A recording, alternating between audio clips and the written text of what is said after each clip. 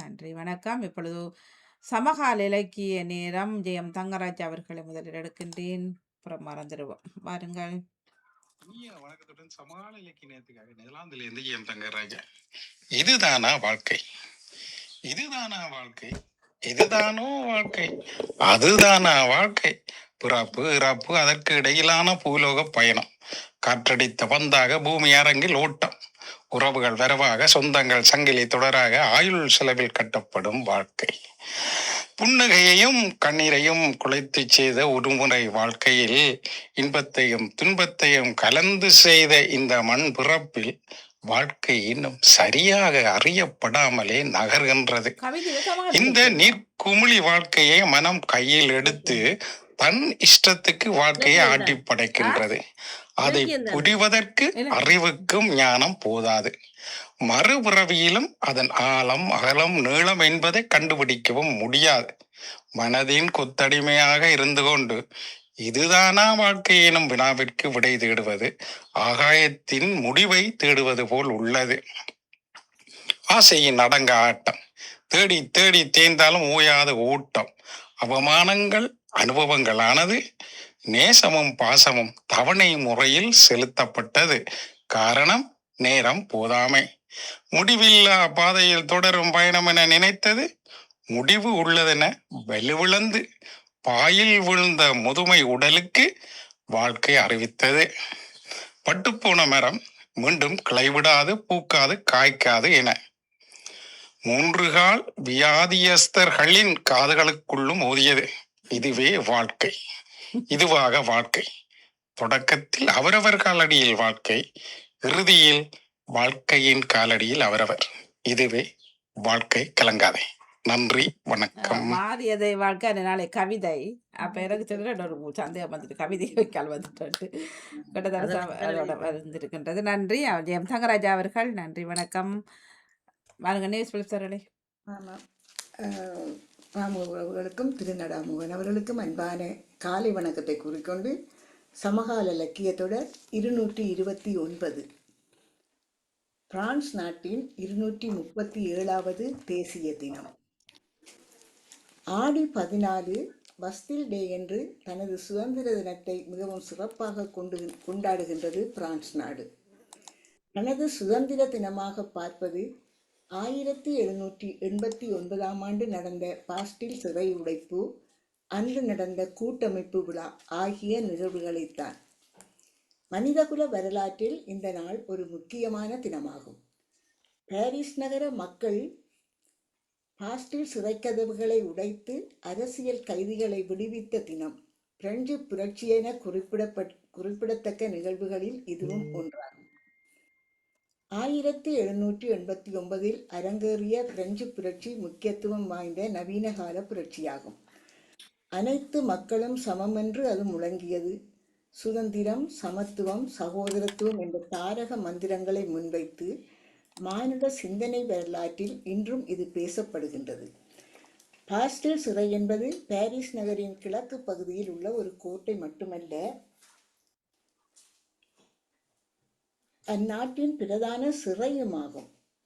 அரசியல் கைதிகளை அடைக்கும் இடம் என்பதுடன் மன்னராட்சியின் அடையாளமாகவும் இது கருதப்பட்டது. 1688 முதல் 1783 வரை பிரான்சும் பிரிட்டனும் 5 நீண்ட போர்களில் ஈடுபட்டதன் விளைவாக அரசின் பொருளாதாரம் நலிவடைந்த நிலையில் அரசின் வரிக்கொடுமையால் ஏற்கனவே கடும் சுமையால் பாதிக்கப்பட்டிருந்த மக்கள் மீது மேலும் கடும் சுமையை ஏற்றியது. 16ஆம் லூயி மன்னனின் வரி கொள்கையை எதிர்த்த நிதியமைச்சர் ஜக் மேக்கர் மக்கள் மத்தியில் பிரபல்யமானார். அன்று மக்கள் மருந்துங்களா மன்னிப்போட வாணி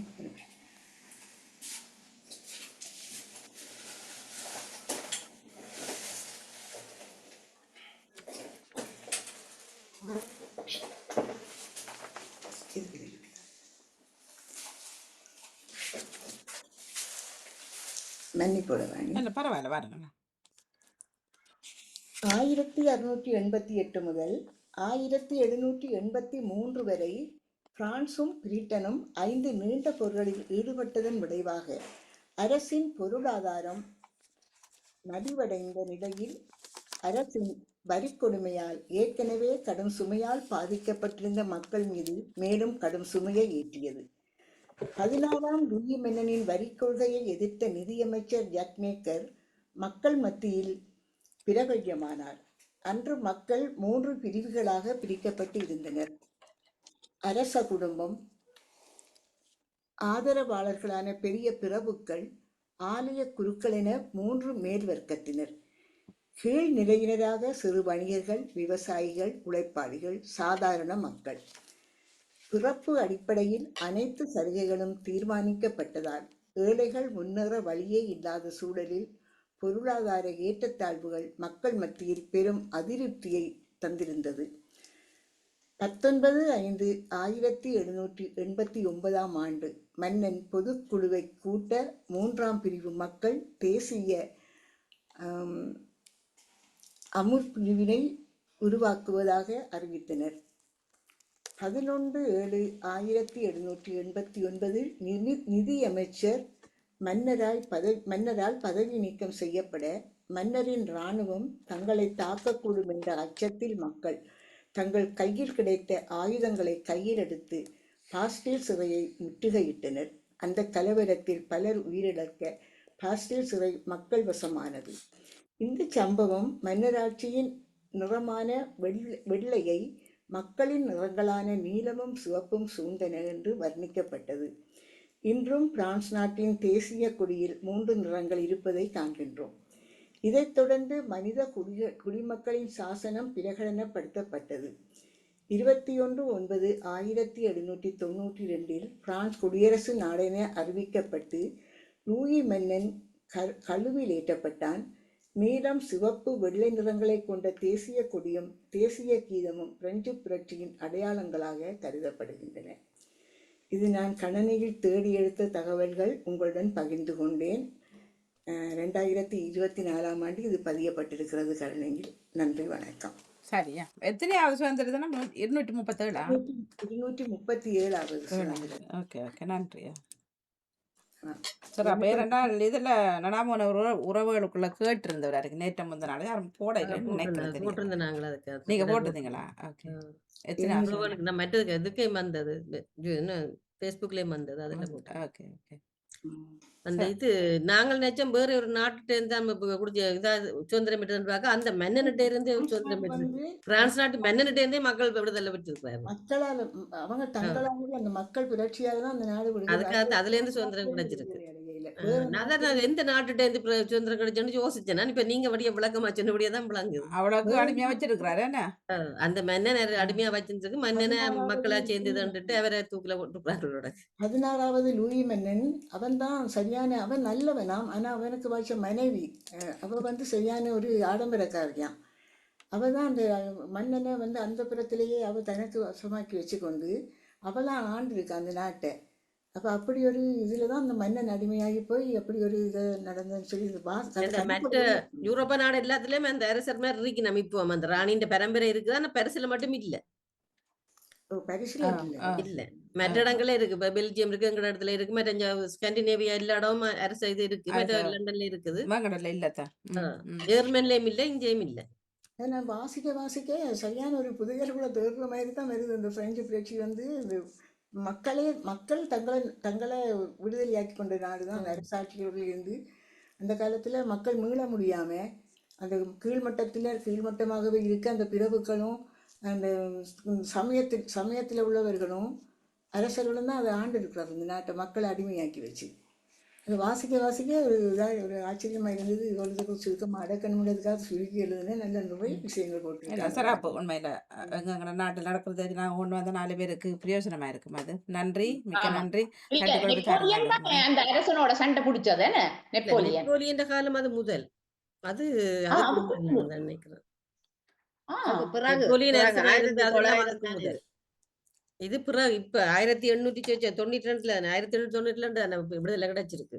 822 ஆனபடியால் இது நெப்போலியன் 1792 1789 தான் இது நடந்துருக்கு. 1789 சுதந்திரம் கிடைச்சது 1892 என்ன 1789 ஆண்டு தான் அந்த பாஸ்டர் சிறை உழைப்பு. அப்பதான் இந்த சுதந்திர தினமும் அப்பதான் அவர்களுக்கு 1789 தான் அந்த பிரெஞ்சு புரட்சி கண்டது சுதந்திர தினம் அப்பதான் வந்து சரி வந்தது. அப்பதான் வந்து நல்ல தகவல் 237 வந்திருக்கு. ஓகே நன்றி சுவாஜினி அவர்கள் நல்ல ஒரு தகவல். ஜெயம் தங்கராஜ் அவர்கள் வாழ்க்கை பற்றி தந்திருந்தார். நானும் அவர்கிட்ட இதையும் சொல்றேன். அந்த இதுதானா வாழ்க்கைன்றதுல நிறைய விடயங்களை சொல்லியிருந்தார். எங்களையே ஒரு உற்சாகப்படுத்தக்கூடிய மாதிரி இருந்தது. மிக சிறப்பான நல்ல தகவல். மற்றது வந்து இதுதானா வாழ்க்கை என்று நாங்கள் சலிக்காமல் இன்னும் இன்னும் என்ன செய்யவில்லை, என்ன செய்ய போறோம், எப்படி எங்களோட இனிவரும் வாழ்க்கையை எப்படி மாற்றி அமைக்கலாம் என்றதை கூட அவர் ஒரு உற்சாகப்படுத்தி இருக்கிற இடங்களை எப்படி ஒரு முறை என்ன வீட்டுக்கலான என்ற மாதிரி சலிச்சு போகாம அடுத்த கட்டம் என்ன எப்படி செய்யணும்ன்றத மிக சிறப்பான தகவல். இதுதானா வாழ்க்கை. சிறப்பு சிறப்பு வாழ்த்துக்கள். வணக்கம். நானும் ஜெயம் தங்கராஜாண்டையும் நேவிசக்காண்டையும் சிவாஜினியின் தகவல்களையும் கேட்டிருந்தேன். மூவரும் சிறப்பாக சொன்னார்கள். ஆம், இதுதான் வாழ்க்கை என்பது அழகாகவே ஜெயம் அந்த இன்றைய சிவாஜினி தகவல், மற்றவர் இருவரும் இலக்கியம், அப்படித்தான் சொன்னான். தகவல் சொன்னீங்க. ஆமாம், சிவாஜினி என்ற தகவல் உண்டு. அப்ப இதுல ஜெயம் தங்கராஜா மிக அழகாக அந்த இன்றைய வாழ்க்கை இந்த வாழ்க்கை வந்து மாறி வார ஒரு வாழ்க்கைய அழகாகவே அவர் அதை இலக்கியமாக சொன்னது. இன்னும் ஒரு பக்கம் அதை சிந்திக்க வைத்தது. நேவிசக்கா அந்த பிரெஞ்சு புரட்சியை நாங்களும் படிச்ச முந்தின காலங்களில புத்தகங்கள்ல படிச்சதுதானே. மக்களாக ஆக்கப்பட்ட ஒரு அரசியலை மக்கள் புரட்சியால உடைச்சுத்தான் அவர்கள் ஒரு சுதந்திர தினத்தை கொண்டாடினார்கள். ஆகவே அந்த வகையில் நீங்கள் அந்த பிரெஞ்சு புரட்சியை பற்றி கொண்டு வந்ததும் சிறப்பு. சிவாஜினியின் தகவல் அந்த கடற்பாசியை பற்றி சொன்னாராம். நான் ஜப்பான் நாட்டில் அதை சாப்பிட்டு இருந்தேன், இங்கு நான் சாப்பிடவில்லை. ஆனா உண்மையிலேயே அந்த சூசி உணவோட அது தரும்போது மிக டேஸ்டாகத்தான் இருக்கின்றது. ஜப்பானியர்கள் கடல் வாழ் உயிரினங்களை, ஏனென்றால் அவர்களை சூழ்ந்து உள்ளது கடல் தானே. ஆகவே அந்த கடல் வாழ் உயிரினங்களையும் அதில் உள்ள தாவரங்களையும் அவர்கள் உணவாக உண்டு அந்த இயற்கையான உணவை உண்ணுற ஒரு மக்களாக இருந்தவர்கள். ஆகவே எங்களுக்கு பார்க்க அந்தரமாகத்தான் இருக்கும். ஆனால் அவர்கள் அதை டேஸ்டாக செய்து தரும்போது பார்க்க அழகாக இருக்கும். அதையும் அழகாக கொண்டு வந்தார். அது உண்மையா நாங்களும் மாற்றி மாற்றி சாப்பிட வேண்டிய தேவை எல்லோருக்கும் இருக்கிறது தானே. அதை அறிய வச்சதுக்கு சிவாஜினிக்கும் சிறப்பான வாழ்த்துக்களை நன்றியையும் தெரிவித்துக் கொள்கிறேன். நன்றி நன்றி வணக்கம். நன்றி வணக்கம். நன்றி வணக்கம். நாங்களே நமது உணவுகளே மாத்தி சமைக்காம இருக்கிறோமல்லோ. முதல்ல அதை பழகிட்டு அதை பார்த்துட்டு மற்றவர்கள் சாப்பிடு. அந்த ஒரே விதமா தான் கத்தரிக்காண்டா இப்படி இது மட்டும்தான். அதுக்குள்ளேயே எவ்வளவு வித்தியாசம் நாங்க சமைக்கலாம் செய்ய மாட்டோம். நாங்கள் எப்பவும் பொரிக்கிறதும் குழம்பு, கத்திரிக்காய் குழம்பு, கத்திரிக்காயில எவ்வளவு விதமா அவனுக்குள்ள வச்சு எவ்வளவு விஷயம் கிரில்ல வச்செல்லாம் செய்யலாம். நாங்க செய்யணும். அந்த பொரிச்ச ஒரு குழம்பு வச்சதான் அன்றைய நாள் மரக்கறி பச்சி செய்யறாங்க. அந்த மாதிரி கத்திரிக்காயில முழு கத்திரிக்காயை 4ஆ வெட்டி போட்டு டர்க்கி சாக்கடை செய்யறது உள்ள சீஸ் வச்சு செய்வாரு. சூப்பரா இருக்கும். அது பப்ரிக்காய் இருக்குதுல்ல, குடமிளகா, அதை 4ஆக வெட்டி போட்டு அதுக்குள்ள சின்ன சின்ன துண்டு கத்திரிக்காய், கொஞ்சம் அரிசி, கொஞ்சம் காளான், அப்படி சின்ன சின்ன வெட்டி அப்படியே ஒவ்வொன்றுக்க வச்சு சாப்பிடுங்க. நல்ல டேஸ்டா இருக்குது. எனக்கு தெரியாது, என்னோட வேலை தளத்துல ஒரு திருக்கி பொம்பளை சொன்னா, நான் வீட்டை வந்து செய்து பார்த்தேன். ஒரு ஆளுக்கு வடிவா அது காணும். அந்த மூடிய வெட்டிட்டு மேல அந்த அது அப்படியே ரவுண்டா வெட்டி தோண்டி இத ஒரு பாத்திரம் மாதிரி அதுக்குள்ள நீங்க சொன்ன அவளத்தை வச்சுட்டு மூடிட்டு வைக்கிறது. கொஞ்சம் வேகும் கொஞ்சம் தூளும் போடலாம். அரிசி போட்டு கழுவி போட்டு கொஞ்சம் அதுக்குள்ள போட்டா கழுவி அவனுக்குள்ள அப்படியே மருந்தானே. குத்தரிசி போடக்கூடாது, பசுமதி அல்லது பச்சை அரிசி. அதான் கதியில கழுவி வச்சா அவிஞ்சிடும். அது எப்படி உள்ள இருக்கிற அரிசி கன நேரம் செல்லுது. நான் போட்டு பார்த்தேன். குத்தரிசி எல்லாம் சரி வராது. பாஸ்மதி அல்லது வெள்ளை அரிசியும் ஓகே வெள்ளை வெள்ளை வெள்ளை பச்சை. நல்லா வரும். பசுமதி அரிசிகள் போட்டா டக்கண்டு உடனே அது வெந்து வருமா? நன்றி. ஆனா பஸ்மதியில சுகர் இல்லையாண்டு இப்ப கண்டுபிடிச்சிருக்கேன். நாங்க நினைக்கிறது அது பசுமதி அரிசி சாப்பிட சுகர்.